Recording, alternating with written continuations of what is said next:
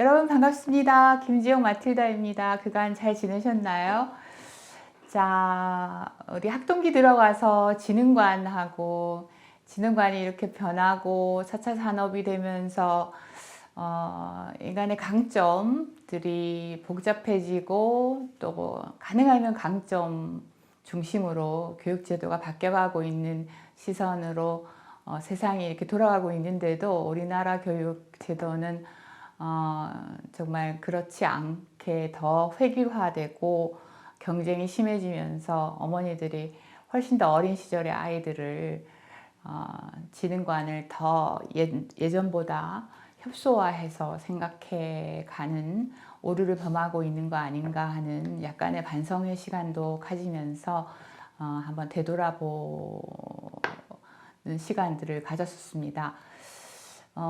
이제 1학년, 2학년, 3학년 정도의 저학년밖에 되지 않은 아이들이 벌써 이제 4, 5, 6학년이 지나면서 그때 제대로 공부를 하려면 이미 늦다. 어릴 때부터 많이 풀고 해야 한다. 특히 수학 같은 것은 미리미리 논리적인 것을 연습해 놓고 빨리 오류 없이 해놔야 된다라는 그런 생각을 가지고 요즘 많이 힘들어하는 이런 그 문제들을 보이고 있는 그런 현상들을 우리가 많이 목격하게 되는데, 우리는 이제 하느님을 믿는 지혜로운 엄마들 또 아빠들이기 때문에 넓게 아이가 어른으로 살아가는 데 있어서 필요한 그 강점, 그 아이의 그 자긍심을 갖고 살아갈 삶의 의미에서의 능력은 정말 이 교육 제도가 그렇다고 해서 그렇게 해야 하는 것이 맞는 것인가 하는 그런 그 되물음을 좀 가지셨으면 하는 게 저의 바람입니다. 그래서 아직 안 보신 분들은 되돌아보시면서 거기에 대한 좀 어렵지만 또 그 결심들을 해보시는 시간들 좀 가지시면 좋겠습니다. 지능에 이어서 오늘 주제는 이제 기억인데요. 기억은 사실 우리가 이걸 기억에 대한 연구는 심리학에서 인지심리학이라고 해서 정보처리 이론이라는 이론에 앞서서 인간이 어떻게 해서 기억을 하는가 라는 것들이 정말 연구가 많이 되고 있고, 인공지능이라고 해서 이게 산업과 매치가 너무 많이 되고 있고, AI화되어 있는 이런 세상 컴퓨터화되어 있는 것에서 정말 가장 아마 심리학 분야에서 이게 도구화되어 연구가 많이 되어 있는 분야가 아닌가 봐야 되는데, 그 얘기를 뭐 우리가 다 할 필요는 없고요, 부모 역할에서. 하지만 중요한 것은 공부를 하는 데 있어서 기억이 동반되지 않고는 공부할 수 없는 것은 분명한 사실이기 때문에, 과연 기억이 무엇인가, 어떻게 하면 좀 더 효과적으로 기억할 수 있는가, 왜 그렇게 열심히 외워놓고 또 우리는 까먹는가, 뭐 이런 얘기들을 조금 하면서 기억 과정이 발달한다는 것은 무엇이고, 또 이게 저학년 때부터 자신의 기억을 잘 활용할 수 있도록 아이 스스로 관리하는 것들을 연습시켜 줄 필요는 있기 때문에, 거기에 대한 얘기를 조금 나누는, 그 정도까지는 교육학적인 측면에서 얘기를 나눠보도록 그렇게 하겠습니다.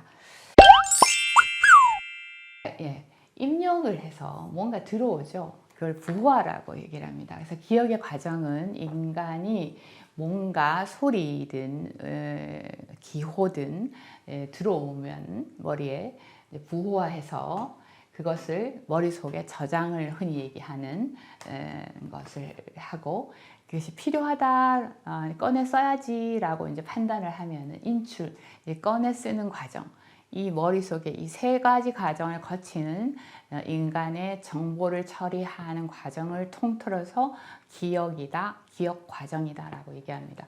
기억이 안 되는 이유는 입력을 못했거나 저장을 잘 안 돼 있거나, 저장까지는 분명히 넣어놨는데 어디 있더라, 뭐더라 하면서 이제 못 꺼내는 거나 이 세 가지 이상의 문제가 있을 때 생기는 거겠죠. 당연히 뇌 용량이 작아지고 그 수초화나 여러 가지 뇌의 그 뉴런들의 그 발달에 문제들이 생기게 되고 뇌에 그 생물학적 문제가 있는 사람들은 당연히 기억의 문제들이 이제 생기게 되겠죠. 그래서 기억이 이제 발달한다는 건 뭐야라고 얘기하면 용량이 커지는 겁니다. 많이 넣어주는 거죠. 또 그런데 용량은 별로 안 크더라도 이게 효과적으로 잘 꺼내 쓰는 사람들이 있어요. 그것도 우리가 또 기억이 발달이 잘 됐다 이렇게 얘기할 수 있습니다. 그래서 기억의 요인 말은 꼭 기억하시고 보통 이제 배운 사람들은 저장이란 말을 많이 하는데 그거는 뭐 그냥 흔히 얘기하는 김치를 뭐 저장한다 이렇게 얘기하는데 파지라는 말이 심리학에서는 많이 써요. 그래서 파지력이 높다라는 것은 잘 나올 때까지 잘 넣어놓고 있다는 거예요. 시험 칠 때까지 안 까먹고 딱 쥐고 있어야 되잖아요. 그게 이제 파지력이라고 얘기할 수 있습니다. 그래서 잘 넣어가지고 나올 때까지 내가 안 날려보내고 내 머릿속에 넣는 것을 파지력이다라고 얘기할 수 있겠죠. 그래서 이제 용량이 크거나 아니면 저장을 잘 해두거나 여러분 만약에 이렇게 옷을 정리하는데 내가 태어날 때 8자 농밖에 없어요. 그래서 많이 못 넣어요. 8자라서. 그렇지만 이렇게 여름 옷은 여름 옷대로 칸칸이 뭐 양말은 양말대로 색깔별로 계절별로 잘 넣어두면은 꺼낼 때 이렇게 쉽게 꺼내는 사람이 있고 막 쑤셔 놓으면은 뭐더라 하면서 막 꺼낼 때 힘들잖아요. 그죠? 그래서 이제 그 꺼내는 인출 전략이 또 좋은 사람들이 있죠. 그 다음에 꺼내기 좋게 내가 앞에 딱 거기 앞에 내가 신을 때 내일 신을 거니까 앞쪽에 딱 그 다음에 같이 입을 바지 옆에다 딱 둔다든지 이런 식으로 전략을 잘 세우는 게 있고요. 그 다음에 많이 외워가지고 금방 이제 어디 있는지 금방 아는 거예요. 딱 열면 딱 나오고요. 열면 탁 나오고 그 다음에 하도 많이 봐가지고 뭐 금방 인출이 되는 지식 기반들도 있을 수 있습니다. 자, 기억의 종류를 굳이 나누면 이렇게 이제 금방 스쳐서 뭔가 무슨 소리가 탁 났는데 이 감각 기억이고요. 여기 집중을 탁 하면은 수십 가지 막 오만 소리 모양 이게 쑥 지나가는데 방금 지나간 사람 뭐 그 사람 남자였어요 여자였어요 내가 집중을 안 하면 잘못 글쎄요 이렇게 이제 되죠. 집중을 해서 하면 그게 단계로 들어오죠. 근데 그게 굉장히 특이한 사람이었다든지 너무 무서웠다든지 너무너무 재밌었다든지 선생님이 이상한 표정을 지었다든지 선생님의 뭐 첫사랑 얘기를 해주면서 그 얘기를 했다든지 이렇게 진하고 강렬하게 들어오면은 내가 10년이 지났는데도 그 얘기가 안 잊어버리는 거예요. 그래서 내 장기 기억에 싹 다 들어옵니다.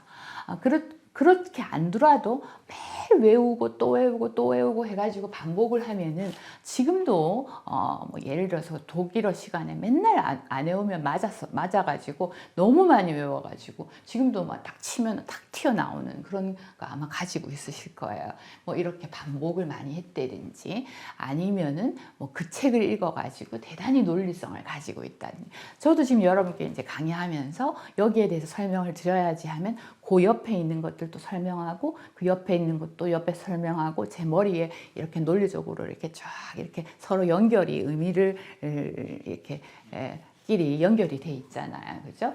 그래서 이제 일단 집중력이 높지 않으면 다 날아갑니다. 아무리 선생님이 열심히 설명을 해도 내가 딴 생각을 하면 안 되고요. 그 다음에 또 머리가 좋은 아이들 같은 경우에는 몇 번 안 봐도 이렇게 수백 번 봐도 안 들어가는 애가 있어요. 파지가 안 되는 애가 있고 한두 번 이렇게 딱 집중력이 높다든지 아니면 들어갈 때 굉장히 강하게 이 얘기구나 하고 딱 내가 의미 있게 딱 잘 집어넣는 아이들도 있죠. 의미 파악이 또 잘 안 되는 아이들이 있어요. 그러면 이제 여러분이 여기까지 오면 생각이 딱 드시죠. 아는 게 많으면은 내가 만약에 30대면 30대 얘기하는 게 쏙 들어옵니다. 내가 여자면 여자에 관련된 얘기가 또 들어오고 뭐 예를 들어서 내가 뭐 여기에 관심이 있으면 관심이 관한 내용이 잘 들어오는데 여기에 전혀 관심이 없으면 아무리 거기에 대해서 뭐라고 해도 뭐라고 했는지 이게 이제 없는 거죠. 그러니까 내가 어떤 마음 상태에 있느냐, 지식이 많으냐에 따라서 똑같은 얘기가 들어와도 이게 훨씬 덜 날아가기도 하고 아니면 깊게 남기도 하고 그냥 들어도 10번을 들어도 안 들은 것 같은 효과가 나타날 수도 있다. 그 다음에 우리가 평생 잊어버리지 않는 내가 피난살이 할 때 피난살이 뭐 50년 전 얘기를 정말 어제처럼 생생하게 무슨 옷을 입고 어떻게 했고 무슨 소리가 났고 하면서 눈물을 흘릴 때 그 소리 하나하나가 다 기억이 나는 정말 잊어버리지 않는 그 기억들이 있죠. 그 장기 기억 속에서 이제 끄집어내서 옛 얘기를 하고 있는데 내 머리에 오랫동안 남아있는 평생 가지고 있는 지식들, 이 기억을 우리가 장기 기억이라고 합니다. 크게 나누면 이렇게 나눠질 수가 있어요. 그래서 우리가 이제 장기 기억의 종류는 서술적, 절차적, 그럼 다시 서술적 기억은 의미적, 일화적. 제가 유아할 때 잠깐 얘기를 드렸었죠. 날리지 베이스는 이렇다고. 서술이라는 거는 뭐냐면 말 그대로 센텐스로 우리나라 수도는 서울이다. 뭐 몇 년도에 뭐가 있다. 뭐는 뭐로 나눈다. 우리 인간 동물에는 무슨 동물이 있다. 이렇게 생물 시간에 막 외우는 거 있죠. 문장으로 이렇게 논리적으로 가지고 있는 선언적인, 서술적인, 명시적인 이런 기억들입니다. 이걸 다시 나누면 의미가 있는 거죠. 논리적인 거죠. 말씀드린 대로 대부분 명제적인 것입니다. 그래서 예를 들면 근의 공식은 어떻다. 그 다음에 해는 어디서 떠서 어떻게 한다. 그 다음에 대륙은 육대륙은 뭐고 이렇게 막 외우잖아요. 그런 명시적인 논리성을 가지고 위계를 가지고 그 다음에 생물에는 동물과 식물로 나눌 수 있고 다시 동물에는 또 무슨 동물로 나눌 수 있고 이런 것들이 이제 서로가 위계와 논리에 따라 확산되면서 이렇게 촘촘히 이렇게 서로 연결을 가지고 있습니다. 유사성에 따라서 또 차이점에 따라서 일화라는 것은 뭐냐면 말 그대로 경험이죠. 누구랑 어쨌다. 지난주 일요일 날 누구랑 시내 가서 먹고 걔가 뭘 해서 뭘 샀는데 그래서 보통 육하 원칙에 따라서 그래서 첫사랑 얘기해 주세요 이러면 이제 걔는 나이가 몇 살이고 우리가 뭘 했고 되게 이제 맥락적인. 그래서 결혼 처음 했을 때 시어머니가 첫날 어떻게 했고 그게 이제 절대로 안 잊어버리는 게 뭐냐면 이제 그 사과를 먹을 때 사과 먹는다고 하도 구박을 해서 하면 사과만 보면 이제 그때의 생각이 나잖아요. 그 맥락이 떠오르고 눈물이 나고 막 억울하고 이런 것들이 이제 그렇게 의존되어 있는 거죠. 그래서 언제 누가 왜 나한테 뭐라고 했다 하는 그거는 명제적인 것이 아니라 흔히 얘기하는 육하원칙에 어떤 사람은 요거 굉장히 기억 잘하는 사람이 있잖아요. 10년 전에 내 생일날 왜 네가 그랬잖아. 네가 내한테 선물해 줬잖아. 이런 식으로 기억을 잘하는 사람이 있고 요건 그랬나? 이렇게 기억이 못하는데 학교의 책에서 본 건 정말 기억 잘하는 애가 있어요. 그래서 시험 잘 치는 친구들. 보통 시험은 여기서 많이 나오죠. 이렇게 해서 이 두 가지가 조금 이렇게 들어있는 내용들이 조금 다릅니다. 그래서 우리 농문 열면은 바지 많은 사람이 있고 치마 많은 사람이 있는 것처럼 요게 기억력이 많이 있는 사람이 있고 요게 또 많은 사람들이 또 있을 수 있겠죠. 사람마다 이 장기 기억의 내용들이 조금씩 다를 것입니다. 어쨌든 학동기 동안에 우리는 이제 과목을 통해 가지고 이런 것들이 막 배워요. 그래서 더 디테일한 것들 배우고 한 단계 올라가면 학년이 높아지면 더 어려운 거 그거를 가지고 또 단원별로 또 외우고 하는 것을 영역 특정적 지식이라고 얘기합니다. 그래서 이걸 추론하고 변화하고 다시 축약해 가지고 막 이렇게 요약하고 썸머리를 하고 다시 이것을 또 펼쳐서 확대하고요.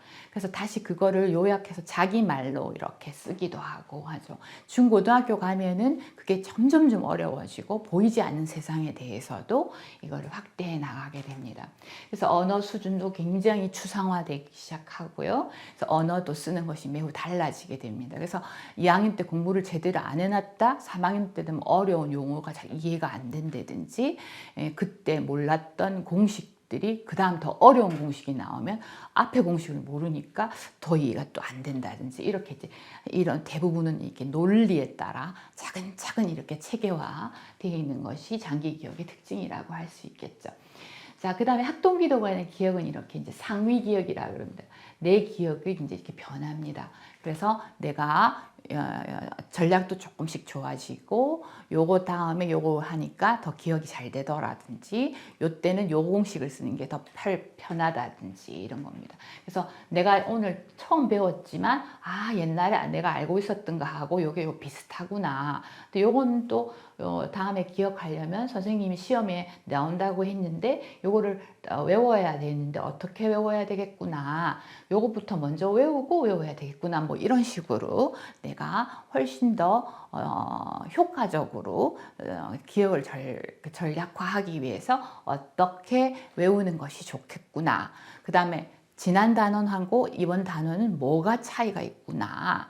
뭐가 더 심화됐구나 이런 것들을 이제 생각하면서 우리가 되는 거죠. 그래서 저학년 때는 이제 요렇게 외워라, 요거 먼저 풀어봐라, 요거 외우고 나서 잘 외웠는지 이제 뭐 문제집 풀어봐라, 연습 문제 풀어봐라 이렇게 이제 하죠. 하지만 이제 고학년이 되면 내가 이제 계획을 세워서 요거를 풀고 나서 그 다음에 요게 다 잘 됐으면 다음 단원으로 넘어가겠다. 뭐 이런 식으로 내가 교과목에 따라 내용에 따라서 내가 잘 스스로 찾는 것이 이제 필요하겠다라는 거죠. 그 다음에 아까 말씀드린 대로 기억 전략을 스스로 잘 찾아야 됩니다. 일단 주의 집중이 안 되면은 뭐 처음부터 들어오질 않습니다. 딴 생각하고 있으면. 그 다음 입력 잘 해놔야 되고요. 이왕이면 뭐 밑줄을 꺼놓는다든지 이거 꼭 중요하다든지 그 다음에 저장을 잘 해둬서 비슷한 것끼리 모아놓는다든지 꺼내기 좋게 해놓는다든지 그 다음에 우리 뭐 태정, 태세, 문단세 이런 식으로 뭐 앞에 이런 것들을 이렇게 소리로 만들어 놓기도 하고 그래서 여기에 지금 적혀 있는 것들이 있죠. 축약하는 것들. 선생님이 요래 외워라 하고 가르쳐 주시는 거죠. 저는 지금 뭐 40년이 지났는데 뭐 선생님이 가르쳐 준 방법이 영어 선생님이 가르쳐 준 동사 이걸 지금도 외우거든요. 그렇게 외워라. 그래서 못 외우면 막 이렇게 맞기도 하고 그랬어요. 그래서 이제 그런 것들이 이제 지나고 났는데도 아주 많이 반복해서 이제 외우죠. 범주를 해서 외우기도 하고 그림을 그려서 외우기도 하고 연결해서 외우기도 하고 나만의 뭐 이렇게 뭐랑 이렇게 짝을 지우기도 하고 음률로 외우기도 하고 뭐 이런 식으로 해서 어떻게든 안 까먹게 하기 위해서 내 나름대로 전략을 세우는 것을 전략적 교육 과정이라고 합니다. 선생님들이 처음부터 네가 스스로 찾아서 외우도록 해라를 못하니까 요래 외우는 게 편하다라고 이제 가르쳐 주시는 분들이 있죠. 저학년일 때는. 그죠? 자, 그래서 이제 다음 시간에부터는 이제 망각을 얘기를 좀 하겠습니다. 그래서 왜 망각되나? 덜 망각되게 해야 되는데, 망각은 당연히 말씀드린 대로 요 세 가지의 어딘가에서 실패됐을 때, 그 다음에 너무 오랫동안 안 봐가지고, 근데 방금 봤는데 생각이 안 나는 거. 서로 너무 헷갈려가지고 요거였나 이렇게 간섭하기도 하고요. 그 다음에 까먹는데도 규칙이 있습니다. 그래서 이제 까먹는 게 뭐 서서히 까먹는지 훅 까먹는지 이런 것들도 이제 다음 시간에 배우면서 좀 덜 까먹어야 될 것들은 덜 까먹기 위해서 공부하면서 조심하면서 망각을 염두에 두면서 공부하는 것들도 좀 좋겠죠. 근데 왜 우리는 까먹어야 돼? 안 까먹는다면 우리 정말 사는 게 어려울 텐데 이것도 조금 알아둔다면 공부도 조금 더 효율적이지 않을까 하는 생각이 조금 드는데 사실 어머니들 공부하는 게 아니라서 이런 것들 할 필요는 없는데 어쨌든 이런 것들이 이제 아이들의 기억력을 유지하는데 작용한다라는 것들을 어머니들 좀 아신다면 도움을 좀 줄 수는 있겠죠, 옆에서. 그죠? 그래서 오늘은 이제 기억의 과정, 전략 이런 얘기들 조금 나눴습니다. 다음 시간에 이제 망각의 법칙과 그다음에 그 망각을 줄이는 방법들 중심으로 해서 기억 마무리하도록 하겠습니다. 수고하셨습니다.